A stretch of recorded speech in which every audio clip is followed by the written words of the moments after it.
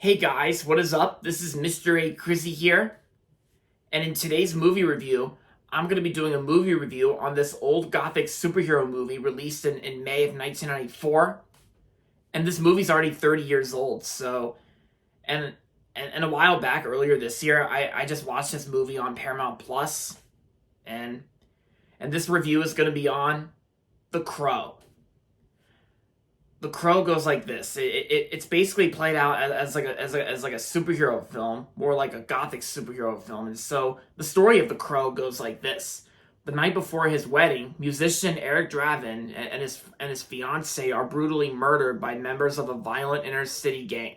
On the anniversary of their death, Eric rises from the grave, and of course he comes back from the dead in order to pay vengeance on the street gang that murdered him and his fiance.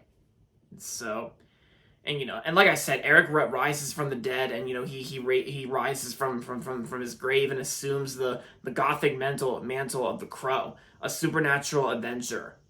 Yeah, the Crow, and tracking down the thugs responsible for the crimes and for murdering them. Eric eventually confronts head gangster Top Dollar to complete his mission.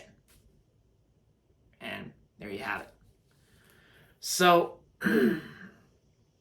I first heard about this movie I actually first, speaking of which, like, they call me crazy, but I first learned about this movie like earlier this year, since I heard that this movie's already 30 years old. And and I gotta say, after watching it on Paramount Plus, I gotta say this is actually a very special kind of superhero movie that we hardly get these days. I mean, don't get me wrong. I still like superhero movies that are intended to be aimed towards families and all that, like those kinds of superhero movies we get nowadays. But this movie here, The Crow, this is actually one of those special kind of superhero movies where it's not just like a generic family superhero movie we get these days, because it's kind of because and by that I mean those kinds of special kinds of superhero films like the 2017 film Logan. But and this one's also another kind of those as well, because it's more than just a superhero movie. It's also like a gothic superhero movie that actually has a very interesting concept and also a very interesting story too.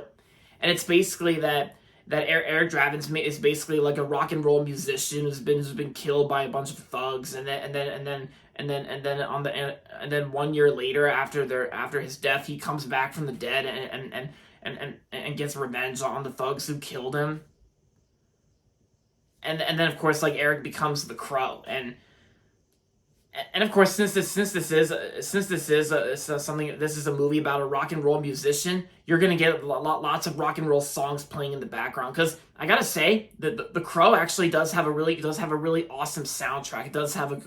It sure does have a badass soundtrack with lots of rock and roll songs. Like, I like rock and roll because it's actually one of my favorite music genres. And yep, I got my Crow shirt on. I actually got this shirt like a while back after watching the movie. And I think it's actually a pretty cool shirt here that I got, The Crow. And yes, I am reviewing this movie because the remake with Bill Skarsgård's coming out this Friday, and I'm actually planning on seeing it soon. And sure, it's probably not going to be as good as this, but I'm just reviewing the original Crow just to show you guys for entertainment, and to share my thoughts on the original Crow before the remake comes out this Friday. And I gotta say, besides the soundtrack besides the soundtrack, the rock and roll soundtrack, I gotta say the acting performances were also really good too. And of course, the movie's also really very dark, and also takes itself very seriously too. Like, it's serious and it's dark. And oh yeah, and as for the performances, I gotta say the performances were actually really good. And I gotta say, the best performance out of all of them is definitely Brandon Lee, who plays Eric the Crow. And speaking of Brandon Lee, this movie had a very devastating story during the making of this movie, because before this movie came out, like, during filming for this film, Brandon Lee was devastatingly, like during filming, Brandon Lee was accidentally shot by a prop gun. And so he couldn't complete his scenes physically, so they had like a stand-in to fill in for Brandon Lee in order for his scenes to be complete. Yeah, because it's just so sad that Brandon Lee's life and career was cut way too short, and it's just so sad that he died at 28 years old. It's just so sad that Brandon Lee died during filming to this film. Yeah, he was only 28 years old when he died before this movie came out. Yeah, and Brandon Lee was also related to Bruce Lee as well. Bruce Lee, yeah, Brandon Lee's related to him, and and I gotta say, Brandon Lee, and even before Brandon Lee passed away, like during principal photography to this movie, his performance was actually really good, and I think he did a real great job playing the Crow, and yeah, he does a real great job in this film, and of course it was also really nice of them to dedicate this movie to Brandon Lee, since this movie's dedicated in loving memory to Brandon Lee. It was very nice of them to dedicate the film to him.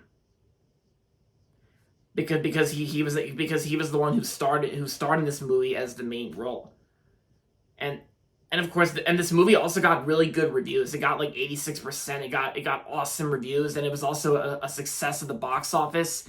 Because I think when moviegoers heard about Brandon Lee's death, like when they heard about Brandon Lee's shocking death, that a lot of moviegoers actually went and saw this movie to pay tribute to him. Not only to pay tribute to him, but also to go and see this movie for an interesting, serious superhero movie that never fails to be like a generic family superhero movie we get these days.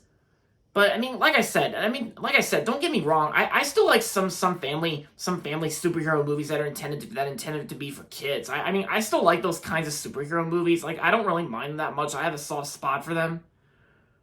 But I also really like how superhero movies manage to take itself seriously too. Like The Crow is one of them, and like I said, Logan is another example of that. And yeah, and this movie is also an adaptation of the 1989 comic book of the same name from, I think it's like from Dark Horse Comics. I think that's what it is. Yeah.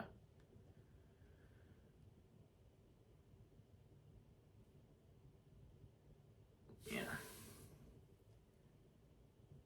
So overall, The Crow was an awesome movie that still holds up to this day after 30 years. And of course, Brandon Lee's legacy continues to live on when people watch The Crow. And there you have it. All right, guys. So overall, The Crow is an awesome movie, like I just said, and I'm gonna give The Crow 4.5 out of 5 stars. Definitely an awesome movie.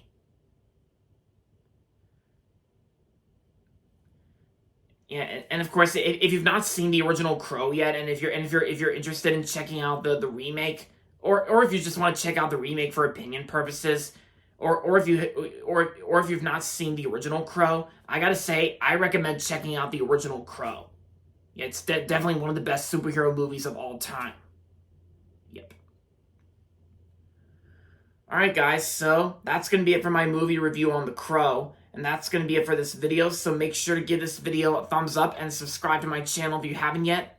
And as always, thanks for watching, and until next time, this is Mr. A. Crizzy saying, goodbye everybody, and that's about it.